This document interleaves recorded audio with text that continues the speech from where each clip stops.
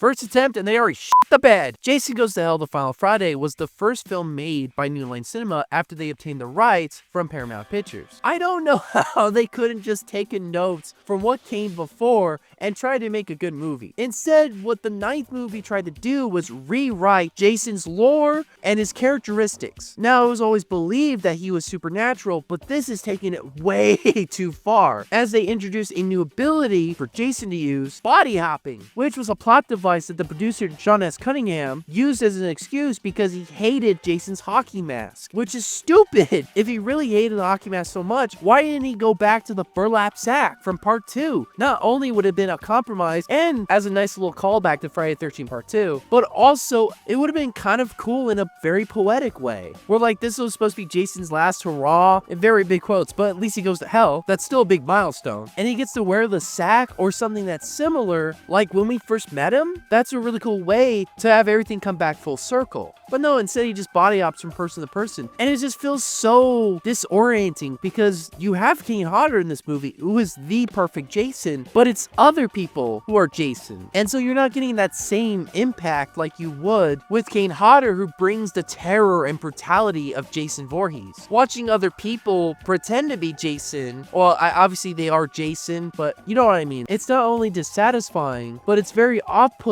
You can't take it seriously because of how ridiculous and ludicrous all this is. Not to mention there are other things that I just question why. Because first off is how all this started, where this coroner just randomly eats the heart of Jason. I'm like, why? Now, was it that he was in a trance? Like almost possessed, and that's what caused him to eat the heart? Because it just seemed to me like he just wanted to eat it for some reason. It's really weird. I don't know why the parasite could have just been formed from Jason's body and then go in the corner. But the whole reason why Jason is body hopping from person to person is because he's trying to find a Voorhees, someone who shares his blood, so he can go into their body and then be fully resurrected, to be properly resurrected. I think it would have been cooler is if when Jason takes over a body, you get to see him in his full Jason attire, because this is a really cool look for Jason. And that's the biggest sin of this movie, was the fact that like this is such a sick design and it's fucking underutilized, which makes me mad. Especially because one of the traditions of a Friday the 13th movie was the reveal of Jason's face in his respective movie. Well, we don't get that here. As shown in the Friday the 13th, the video game from 2017, this is what Jason was supposed to look like in Jason Goes to Hell. It really feels like this movie hates being a Friday the 13th movie. Another cool thing that I think would have been neat is if instead of whenever he's possessing a body and in the reflection you see Jason, it would have been cool if it was the reverse, where in the reflection you see the person that he's possessing. It would have been a really cool way to have a really good scare. Imagine someone's like washing their hands, someone's like, hey, what's up? And then turns around and it's just Jason. Like, that would have been cool. Anyway, the whole belief was that Jason was trying to go after the baby because the baby was the last living member of Jason's family in order to get fully resurrected. Well, it turns out he didn't need the baby. All he needed to do was go into his dead half-sister's coochie and then become fully resurrected. It's the stupidest thing that happened in all the movies. It's just wrong on so many levels. How can you take that seriously? I could talk about it all day about how much it's wrong, how it's stupid, but damn, it just speaks for itself. One last thing I want to touch on is the Jason expert. He's a very strange dude. I'm going to say 2 words to you, Mr. Duke, and I want you to say the first thing that comes to your mind.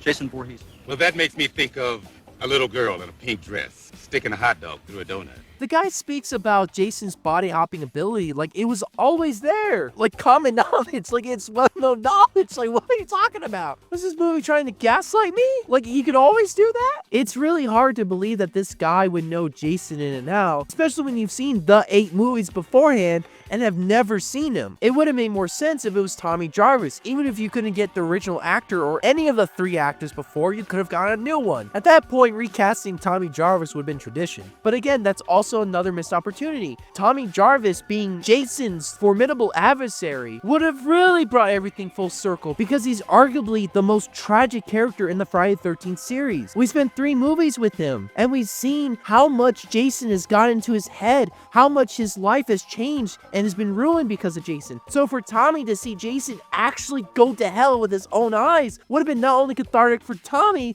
but for the audience. It would have been really cool. Yeah, fuck you, Jason.